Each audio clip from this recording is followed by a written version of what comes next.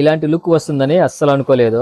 మన YouTube family members లో చాలా మందికి ఈ హెడ్ లైట్ అస్సలు నచ్చలేదు. కొంతమంది అయితే ఈ హెడ్ లైట్ కి బ్లాక్ కలర్ కొట్టనా బాగుంటుందన్నారు. కాబట్టి నేనైతే మ్యాట్ బ్లాక్ అయితే యూజ్ చేసి హెడ్ లైట్ కి మంచిగా మ్యాట్ బ్లాక్ అయితే కొట్టేసామా. దాంతో పాటు హెడ్ లైట్ స్టేక్ కూడా మ్యాట్ బ్లాక్ అయితే యూజ్ చేసా.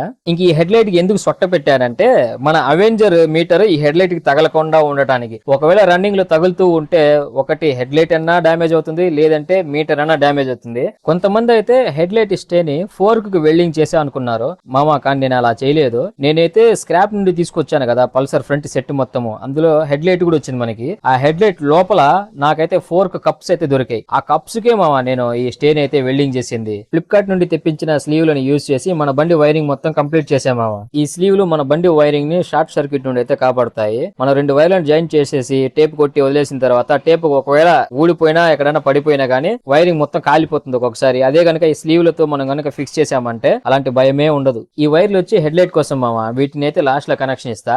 మన బండికి బ్యాటరీ ఇంకా కొనలేదు కాబట్టి మన స్కూటీ బ్యాటరీ అయితే బండికి ఫిట్ చేస్తున్నా. మన బండికి అమ్రాన్ బ్యాటరీ అయితే వేద్దాం అనుకుంటున్నా మామ. మీలో ఎవరికైనా అమ్రాన్ బ్యాటరీ ఎంతకు వస్తుందో కింద కామెంట్ చేయండి. And finally it's time to check indicators మామ. ఒక్కొక్క ఇండికేటర్ ఎలా వెలుగుతుందో చూడండి. బ్యాక్ ఇంకా కనెక్షన్ ఇవ్వలేదులేండి, జస్ట్ ఇప్పుడైతే ఫ్రంట్ మాత్రమే తగిలిచ్చా.